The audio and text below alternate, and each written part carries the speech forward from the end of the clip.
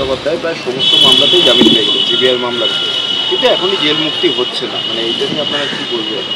এটা নিয়ে আমার দেখুন, আমার প্রিডিসেশন নিয়ে বা তার মামলা বা জামিন ইত্যাদি নিয়ে আমি কোনো মন্তব্য করব না।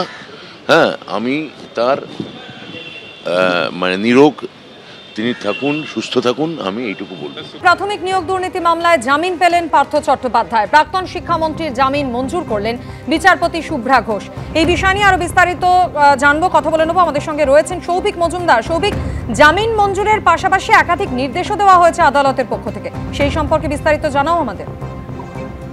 যেন প্রধানত যে নির্দেশ দেওয়া হয়েছে সেখানে বলা হয়েছে যে পার্থ চট্টোপাধ্যায়ের জামিনের আবেদন মঞ্জুর করা হয়েছে, তাকে পাসপোর্ট জমা রাখতে হবে, তিনি তার বিশেষ আদালতের এখতিয়ারভুক্ত যে এলাকা রয়েছে সেই এলাকা ছাড়তে পারবেন না, বাইরে যেতে পারবেন না, তিনি এই মুহূর্তে তার মোবাইল নম্বর বদলাতে পারবেন না, অর্থাৎ সিম বদলাতে পারবেন না, তার যে মোবাইল নম্বর রয়েছে সেটা আদালতের কাছে সেই তথ্য পেশ করতে হবে যে কোন মোবাইল নম্বর তিনি বর্তমানে ব্যবহার করবেন। এর পাশাপাশি মূলত তুমি যেটা জানো যে তার এই মুহূর্তে যে নিয়োগ দুর্নীতি সংক্রান্ত যে সবকটি মামলা ছিল সব মামলাতেই তিনি জামিন পেয়েছেন।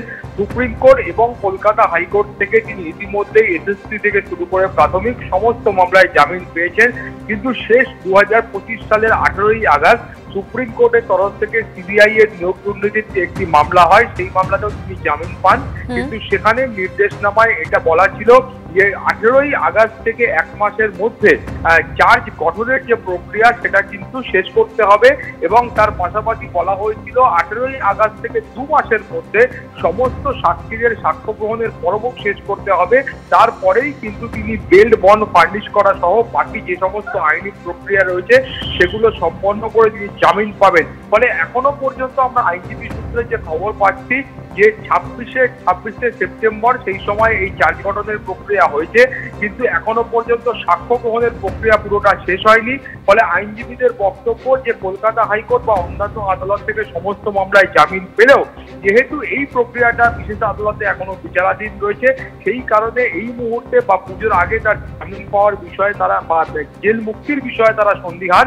পরবর্তী ক্ষেত্রে এই সমস্ত প্রক্রিয়া সম্পন্ন হলে তারপরেই কিন্তু তিনি জেল থেকে বেরোতে পারবেন। সৌভিক, ধন্যবাদ।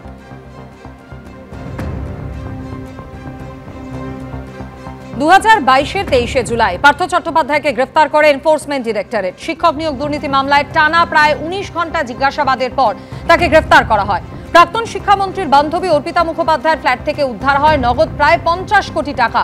অর্পিতা মুখোপাধ্যায়ের ফ্ল্যাট থেকে উদ্ধার হয় বহুমূল্য গয়নাও। এরপর 2024 সালের 1 অক্টোবর প্রাথমিক নিয়োগ দুর্নীতি মামলায় তাকে শোন অ্যারেস্ট দেখায় সিবিআই।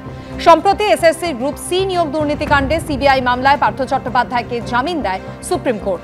চলতি মাসের 3 তারিখ এসএসসির আরও 2টি মামলাতেও জামিন পান প্রাক্তন শিক্ষামন্ত্রী।